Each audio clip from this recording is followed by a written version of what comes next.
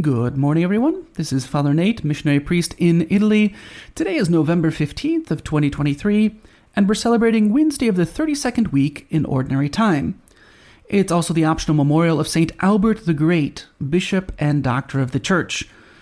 He's well known. He's the patron of scientists. In his day, he was probably the most highly regarded scientist. And he's also known for being a Dominican who taught St. Thomas Aquinas.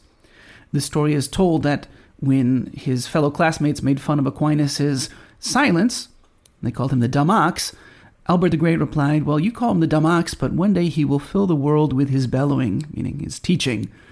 In fact, Albert the Great would outlive his phenomenal student. And when there were questions about Aquinas' teaching, they were debating how good it was, Albert the Great, his teacher, went and defended his student Aquinas. So, a good example of humility there. Today's gospel comes to us from the Gospel according to Luke, chapter 17, verses 11 through 19. As Jesus continued his journey to Jerusalem, he traveled through Samaria and Galilee. As he was entering a village, 10 lepers met him. They stood at a distance from him and raised their voice, saying, "Jesus, Master, have pity on us." And when he saw them, he said, "Go show yourselves to the priests."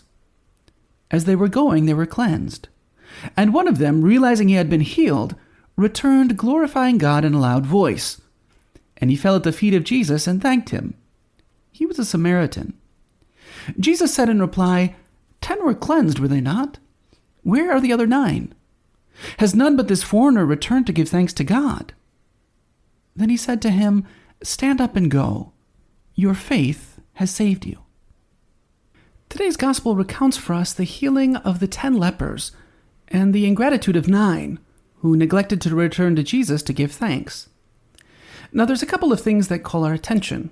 First, we know that this group of lepers is mixed, with both Jews and at least one Samaritan. Now, this is surprising, since normally the two groups would have nothing to do with each other. However, we know the saying, misery loves company, and all 10 were outcasts. What difference does birth make if you're experiencing a living death? Their desperate situation united them in the common goal of self-preservation and survival. Second, Jesus tells the lepers to show themselves to the priest. Now, in itself, that's already an act of faith, since at this point they hadn't been healed yet. However, as their healing takes place as they're going, only one, the Samaritan, goes back to give thanks to God. It's interesting that it's not the Jewish lepers who return. The Jews had received grace after grace and benefit from God, and yet none of them returned to give thanks. It's only the Samaritan who does so. And in exchange, he's told, "Your faith has saved you." Now, the others might have been made physically whole, but the Samaritan has been made spiritually whole too, filled with new life both physically and spiritually, and precisely because he was grateful. Now, as Catholics in general, but even more specifically as religious, from God's fullness we have all received, grace upon grace, St. John tells us. Like the Jewish lepers, we've been given so much, and all we must do is return and give thanks to God for it. Some of the church fathers draw the parallel between physical leprosy and the spiritual leprosy that's sin. We're all together in this world. We're just a bunch of lepers awaiting salvation from Christ. Every time we receive communion or the sacrament of confession, we receive healing. Do we really appreciate those sacraments for the life they give us? Now, there's also 2 consequences of being grateful. First, being grateful helps us to remain close to God. In his letter to the Romans, St. Paul warns about the consequences of ingratitude.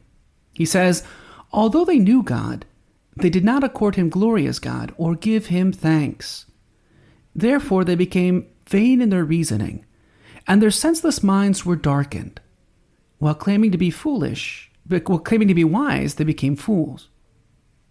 Secondly, being grateful makes us happy because it enables us to see all things as coming from God's loving providence. As St. Gianna Beretta Molla said, "The secret of happiness is to live moment by moment, and to thank God for all that He in His goodness gives to us day after day." That's the secret of happiness, she said, to live moment by moment and to give thanks to God for everything that He gives us day after day. So we can ask ourselves, are we really grateful for all the many blessings we've received? Do we remember to thank God constantly for the many good things He's given us, especially our vocations and our faith?